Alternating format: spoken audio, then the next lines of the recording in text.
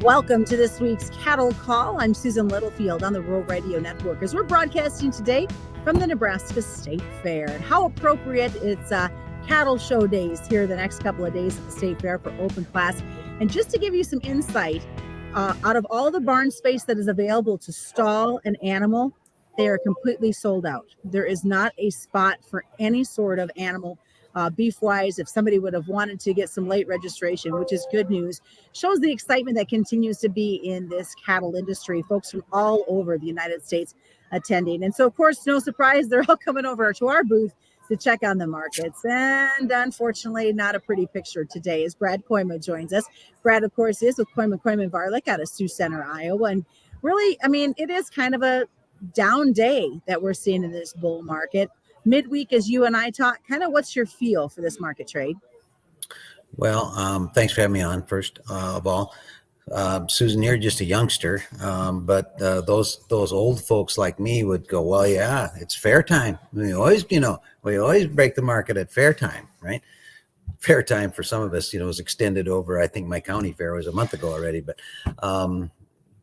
so there's part of the seasonality that comes with this time of year, right? School starts, your little push for Labor Day is maybe over, the meat movement for that deal. We spent too much to buy our kids new jeans, whatever, the same routine stories that I don't really think maybe are necessarily new news, but there is a certain seasonality to that. And usually we've got a few more cattle in the north. I don't think we have very many this year, but usually that would also be part of that thing. So I thought maybe today was, I'm not, if you're wondering, I'm not out on the window ledge here. I think this is a down day in a bull market. I think, it helps when you're this current that you have the ability to, if they try to buy cattle lower, which is, I suppose, what the packer will try to do now with the future sell.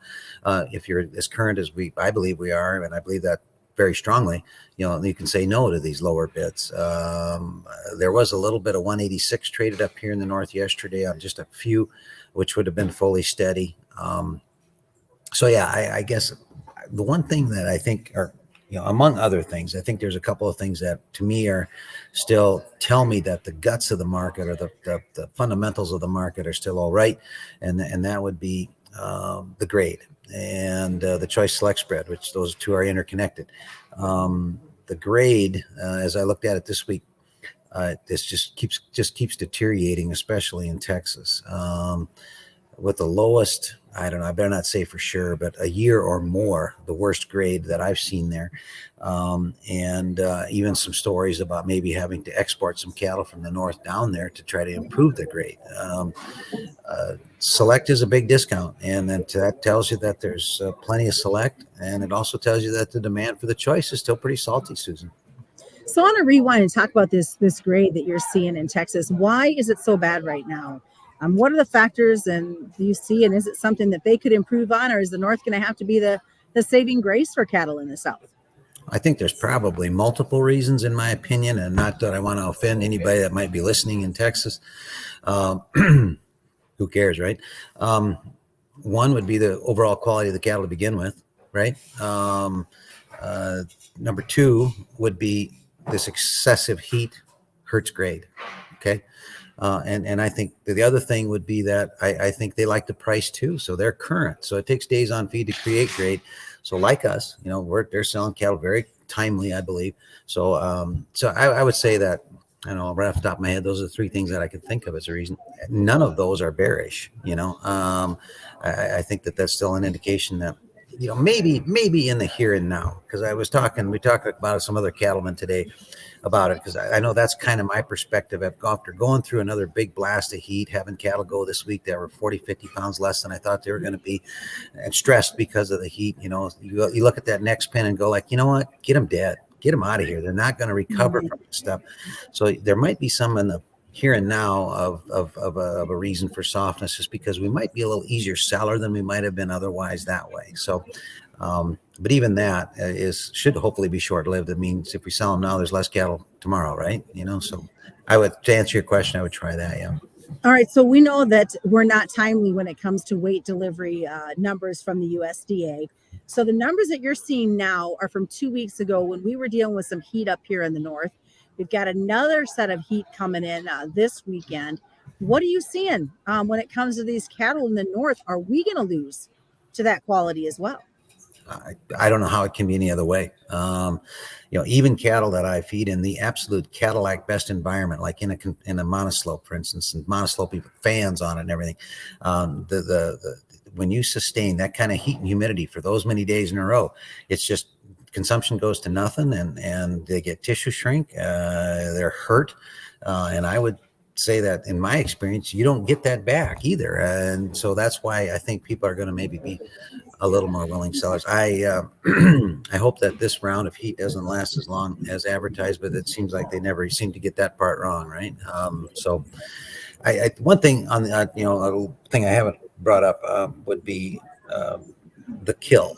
So you went through about 4 weeks where the packer intentionally slowed his kill down, right? Trying to get his back, got the beef to rally, right?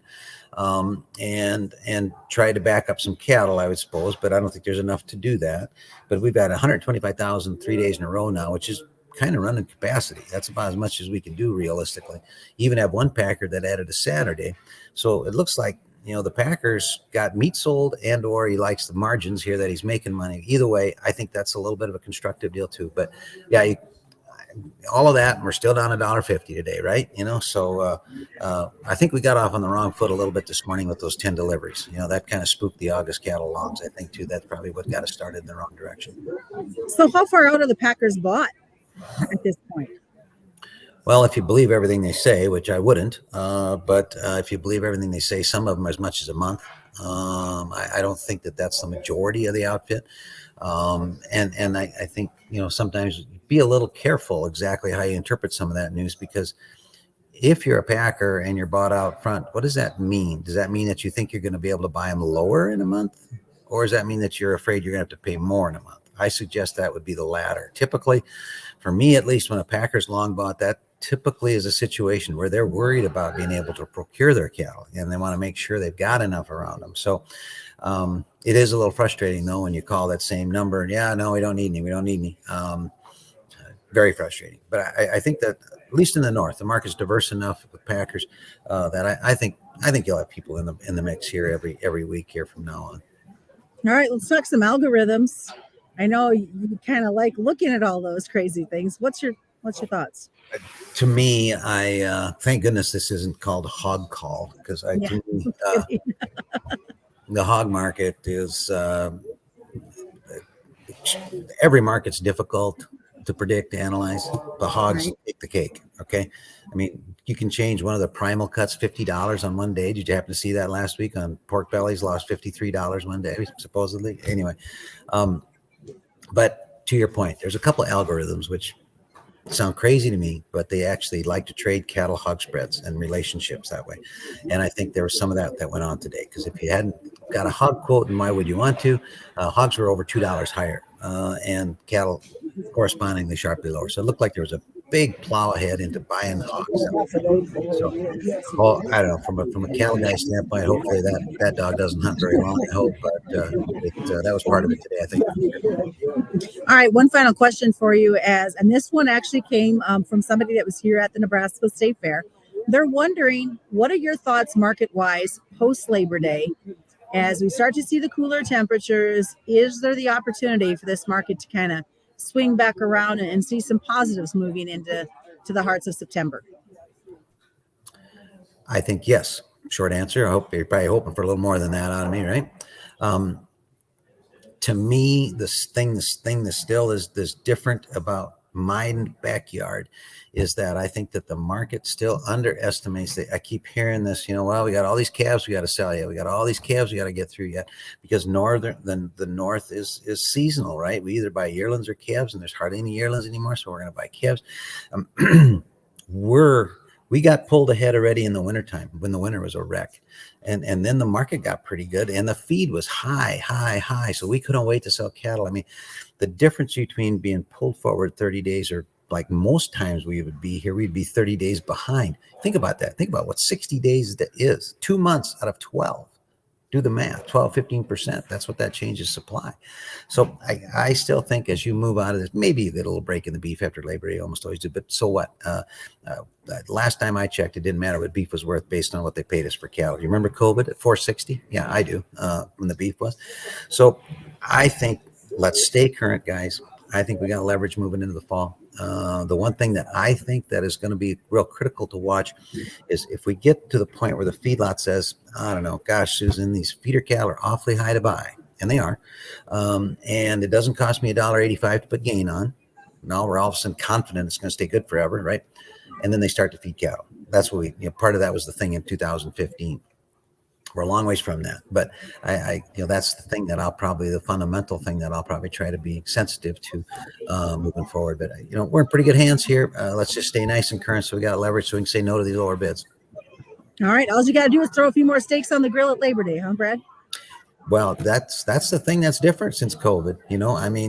I think we trained this millennial or whatever, this young people's group, to cook their own, and it's they do it twice a week instead of once a week going to town. You can still do it cheaper twice at home. So all right, that's the way for folks to get a hold of you. Hey, check us out, kkvtrading.com. It's probably the easiest place. Look us up there. Good luck at the fair. All right, thanks so much. Brad Kooima has been joining us again this week. As we always remind you, commodity futures and options do involve a substantial risk of loss, not suitable to all investors. That's this week's Cattle Call on the Rural Radio Network.